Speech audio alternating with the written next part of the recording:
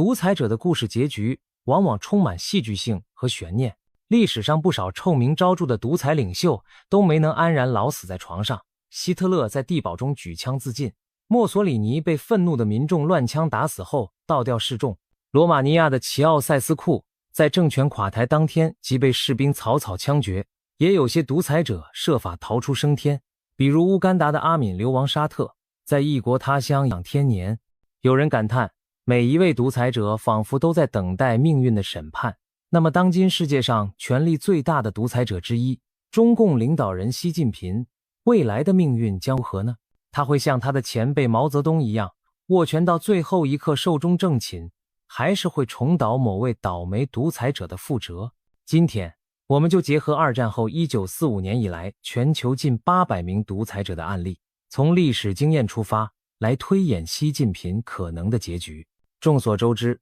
自2012年上台后，习近平逐步打破了中共领导集体接班的传统，转而建立起高度集中的一人统治。这一转变使得外界对习近平的最终下场倍加关注。最近几年，关于他命运的猜测层出不穷，有人认为他可能会执政到死，有人揣测他会被内部政变推翻，甚至遭到清算，还有传闻称他已经失去了对军队的实际控制。不论这些传言是否靠谱，有一点是明确的，独裁者不可能永远掌权。从历史上看，没有哪位独裁者能够逃避最终下台的命运，只不过方式各有不同。根据统计，自1945年第二次世界大战结束以来，全球共有800多位独裁统治者。他们的结局虽然五花八门，但大体可以归纳为3类8种情形，分别为正常轮换、执政到死，以及各种形式的被迫下台。在排除极小概率的情况后，习近平的未来结局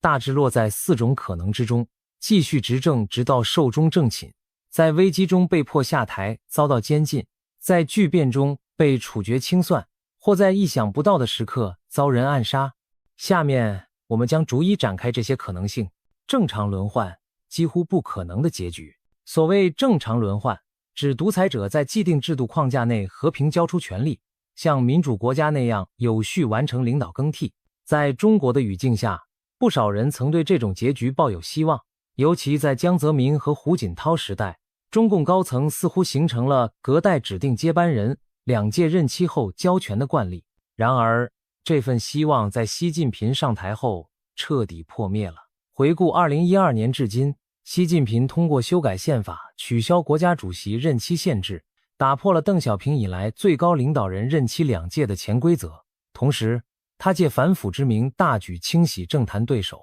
将权力高度集中于一人之手，建立起空前强化的个人独裁格局。从九龙治水的集体领导到定于一尊的一人专断，中国政治生态发生了根本性的转变。在这样的体制下，最高领导人主动交权几乎等同于政治自杀，因为一旦退位，继任者为了巩固自身权威，很可能清算前任及其亲信家族。对于深谙权斗凶险的习近平来说，他显然不会选择如此危险的退场方式。放眼全球，正常轮换在独裁统治者中本就是凤毛麟角，占比不到 3%。 在800多个案例里，能够按规矩体面交棒的极少数，大多出现在实行集体领导的威权政体中。例如越南在1980年代末期进入多人统治模式后，曾实现过总书记的有序更替，但近年阮富仲打破规矩连任，越共的权力交接传统也随之终结。由此可见，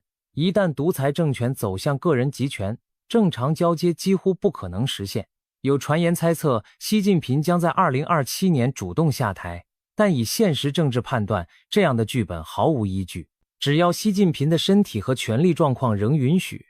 他几乎注定会一路执政下去，不会轻易把权杖交给任何接班人，执政到死。对于习近平而言，很多观察者都认为执政到死是他最可能的归宿，这并非空穴来风。纵观历史，独裁者最终死在位子上的情况最为常见，在所有案例中大约占了1/3。像毛泽东、史泰林、金日成这些人物，都是一直掌权到生命的最后一刻。只要政权内部和社会没有发生足以撼动其统治的剧烈危机，习近平极有可能步这些前辈的后尘。目前，习近平年仅71岁，在政坛算是正值壮年，且看不出健康有严重问题，他完全有条件在执掌中国10年甚至更久。更关键的是，他采取了不设接班人的统治策略，仿佛清朝皇帝永不册立太子一般，目的就是确保在自己身强体健时，身边没有任何潜在的接班人能够威胁其地位。这一点与俄罗斯总统普京的做法类似，通过不设明确的第2号人物，杜绝了权力过早旁落的可能性。在这种格局下，习近平只要不犯颠覆性的错误，国家不出现无法收拾的乱局，他大概率会一直坐稳权力宝座，直到自然寿终正寝。这种结局对他本人来说，或许是最理想的，既保全了自身安全，也继续享受至高无上的权利。然而，对中国社会而言，这意味着现行体制在相当长时间内都不会出现真正的变革契机，被迫下台。如果习近平未能像上文所说那样一路执政到生命终点，那么他就将在某个时刻以非自愿的方式下台，结局将属于被迫下台这一大类。在历史上，独裁者被迫失去权力后的命运有多种走向，从较为温和的流亡海外、党内软禁，到更为严厉的牢狱之灾，甚至极端情况下的处决和暗杀。下面我们来看看这些剧本各自意味着什么，以及哪种更可能在习近平身上上演。流亡海外，对许多垮台的独裁者来说，最幸运的莫过于成功逃亡他国，苟且保命。冷战后的几十年里，相当一部分被赶下台的独裁者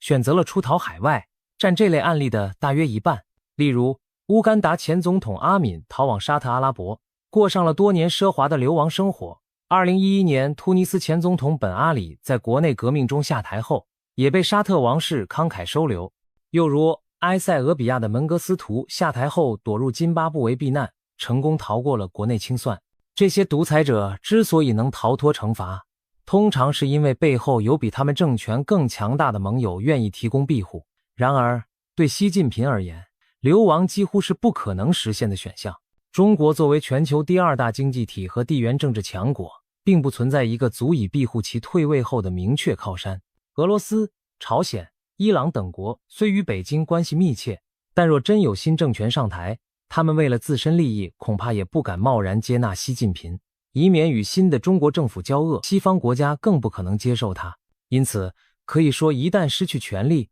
习近平几乎没有流亡海外的退路。软禁，另一种相对温和的结局是，党内接班人对前任实行软禁处置。这往往发生在一次内部政变之后，新领导为了稳住局面，不公开审判前任，而是将其幽禁起来，既避免激化矛盾，又防止其东山再起。历史上，苏联领导人赫鲁晓夫在1964年被逼宫下台后，就被软禁在郊外别墅中安度晚年。中国的华国锋赵紫阳在失势后也遭到了类的软禁。然而，习近平经过多轮清洗，早已将党内潜在的对手清除殆尽。如今党内没有任何派系有实力挑战他的权威，江派失去了领袖，团派和所谓改革派也销声匿迹。在这种情况下，要出现党内高层逼宫然后软禁习近平的剧情，几乎没有现实土壤。监禁。第3种可能的结局是，习近平被逮捕审判，锒铛入狱。这种情况通常出现在独裁者面对大规模民众抗议或党内派系压力，不得不妥协下台以换取自身安全的场景。在同意退位后，新政府往往会为了平息民愤，对前任进行象征性审判和短暂监禁，但不会让他长期坐牢。例如，韩国前军政府领导人全斗焕与卢泰愚在1996年被法院判处重刑，但关押2年多就得到了特赦释放。阿根廷独裁者魏蒂拉因迫害数万反对被判终身监禁，但不久也被新政府赦免，实际服刑时间并不长。埃及前总统穆巴拉克在2011年被迫下台后也曾入狱受审，几年后平安获释。通过这种先判后放的处理，新政权既向公众清算了旧政权的罪责，又避免了进一步的社会撕裂。以习近平目前的行事风格来看，遇到举国抗议时，他并非一位强硬到底的人。2022年底爆发的白纸革命就显示出，当民怨沸腾时，习近平也会选择让步撤销激烈政策，而不是坚持血腥镇压。如果未来经济持续低迷，失业率高企，或在对台冒险中遭遇惨败，从而引发全国范围的大规模抗议，习近平未必不会选择退位求生，以换取自身和家人的安全。而在这种情况下，他很可能面临一场短暂而象征性的审判，被扣上若干罪名，投入秦城监狱关押一段时间。等到新政权站稳脚跟，为了展示已经翻过一页的姿态，或许也会很快特赦释放他。所以身陷囹圄的结局对习近平来说是完全有可能的，尤其是在社会动荡但又不至于全面失控的中等烈度危机下。处决。第4种也是最惨烈的结局，就是遭到公开处决。这通常发生于最激烈的革命或政变情境中。罗马尼亚的齐奥塞斯库就是典型例子。1989年因长期残暴统治激起全民起义，逃亡途中被抓获，当场被军法处以枪决。同样，利比亚的卡扎菲在2011年内战末期被愤怒的民众乱枪打死，这种下场甚至比齐奥塞斯库还要血腥。在独裁者的众多结局里，被处决的比例不到 5%， 属于极少数，但并不能完全排除这种可能。假如中国爆发类似1989年那样的大规模民主运动，而习近平选择了最强硬的铁血镇压，导致民众怒火彻底爆发，军队出现分裂倒戈，那么局势一旦失控，他本人难保不会遭遇最严厉的清算。当然，从目前来看，中国民众的抗议传统总体比较克制温和，要出现全国性流血革命的门槛很高，而习近平本人也未必会像齐奥塞斯库那样顽固到底，因此他被处决的概率相对较低。更有可能的是，如果风向不对，党内其他势力会在局势滑向失控之前先行采取行动，以比较体面的方式将其解决，而不至于闹到枪决示众的极端地步。暗杀。最后一种可能性是遭人暗杀身亡，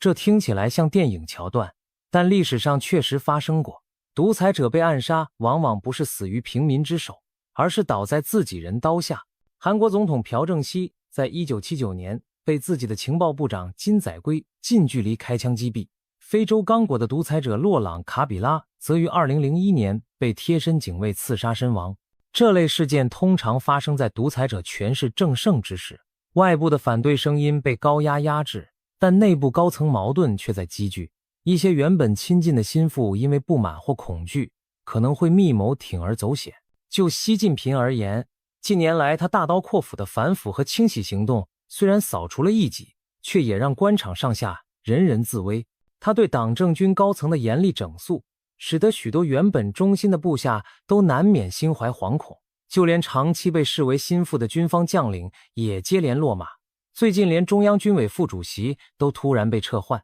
有分析认为，这种高压统治已经在高层引发了强烈的不安和怨恨。如果未来习近平进一步清洗到政治局常委级别的权力核心，一旦有人自敢走投无路，狗急跳墙实施暗杀，也不是不可能的。毕竟在高度集权的体制内，来自内部的威胁往往比民间刺客更加危险。为了防范这一点，习近平的安保措施日益严密，他每次出行都是戒备森严，与外界隔绝，正是担心身边人突然翻脸。而再严密的防范也无法将风险降到零。历史经验一再表明，独裁者最需要提防的往往就是枕边人和身边人。综合来看，正常退休、功成身退的剧本对习近平而言几乎无从谈起，逃往海外或遭党内软禁也缺乏现实可能性。他最可能的结局集中在上述4种情况之中，分别是继续执政直到生命终点，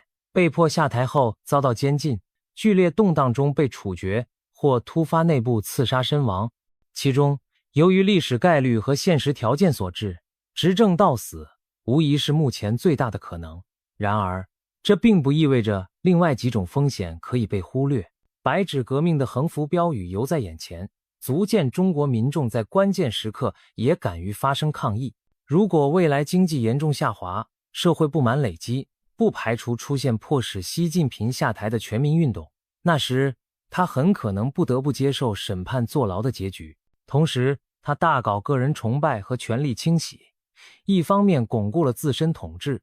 另一方面也埋下了高层反水的隐患。一旦权力游戏玩脱了，身边人狗急跳墙，暗杀这只黑天鹅也不能完全排除。至于公开处决这种最惨烈的场景，虽属小概率事件，但若政权崩溃、革命爆发，也不能说绝无可能。需要强调的是，习近平的下场如何，与中国能否走向民主并没有必然联系。历史告诉我们，一个独裁者垮台后，接替他的往往还是下一个独裁者。绝望之中诞生的未必是光明，有时只是新一轮的独裁循环。因此，无论习近平最终以何种方式谢幕，中国的政治未来仍将充满变数。历史的车轮滚滚向前，从不因某个人而停下。任何权力游戏都有终局，对于习近平而言，